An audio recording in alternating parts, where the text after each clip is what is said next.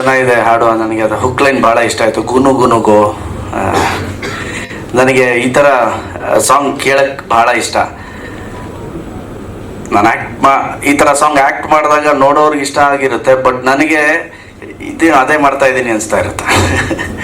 But ಇಡೀ ತಂಡಕ್ಕೆ ನನ್ನ ಕಡೆಯಿಂದ ಆಲ್ ದ ಬೆಸ್ಟ್.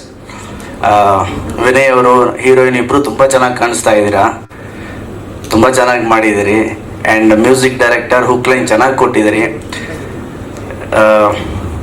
ಇದು ಸಿಂಪಲ್ ಸುನಿ ಅಂತ ಹೇಳಿದ್ರೆ ಆ್ಯಕ್ಚುಲಿ ಅದು ಸಿಂಪಲ್ ಅಲ್ಲ, ಕಾಂಪ್ಲಿಕೇಟೆಡ್ ಸುನಿ. ಯಾವಾಗಲೂ ಕಾಂಪ್ಲಿಕೇಶನ್ ಇದೆ ಕತೆ ಮಾಡೋ ವಿಚಾರದಲ್ಲಿ. ಪರ್ಸ್ನಲ್ ಎಲ್ಲ ಸ್ಟೇಜ್ ಮೇಲೆ ಕೂತ್ಕೊಂಡು ಹೇಳ್ತಾರ. ನೀವೇ ಸರ್ ಕರೆಕ್ಟಾಗಿ ಹೇಳಿದೀವಿ. ಅದು ಇನ್ಮೇಲೆ ಕಾಂಪ್ಲಿಕೇಟೆಡ್ ಸುನಿ ಅಂತ ಕರಿಬೇಕು ನಾವು.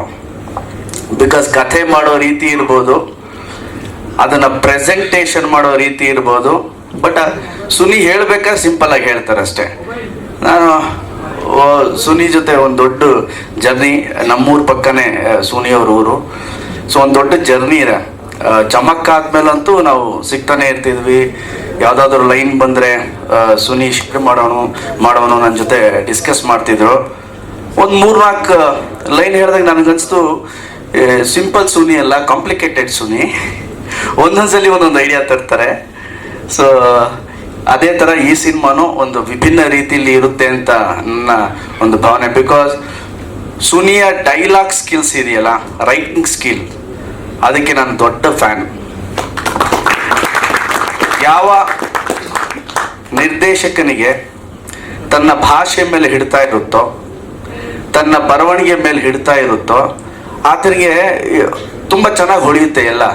ಸೊ ಆ ಥರದಲ್ಲಿ ನಮ್ಮ ಭಾಷೆ ಮೇಲೆ, ಅಕ್ಷರದ ಮೇಲೆ, ವ್ಯಾಕರಣದ ಮೇಲೆ ಒಂದು ಸ್ಪಷ್ಟತೆ ಇರುವಂತಹ ನಿರ್ದೇಶಕರಲ್ಲಿ ಒಬ್ಬರು ನಮ್ಮ ಕಾಂಪ್ಲಿಕೇಟೆಡ್ ಸುನಿ.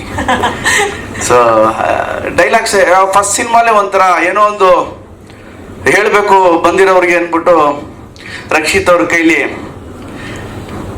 ಎಂತ ಅದೇ ಏನ ಕೈ ತೋರಿಸ್ಬೇಡಿ, ನೀವು ಹೇಳಿ. ಸೊ ಫಸ್ಟ್ ಸಿನಿಮಾಲೇ ಓಕೆ, ಈ ಥರ ಯಾರೋ ಒಬ್ಬ ನಾಟಿ ಡೈರೆಕ್ಟರ್ ಬಂದಿದ್ದಾನೆ ಅಂತ ಹೇಳೋಕ್ಕೆ ಒಂದು ಟ್ರೈಲರ್ ಬಿಟ್ಟಿದ್ರು.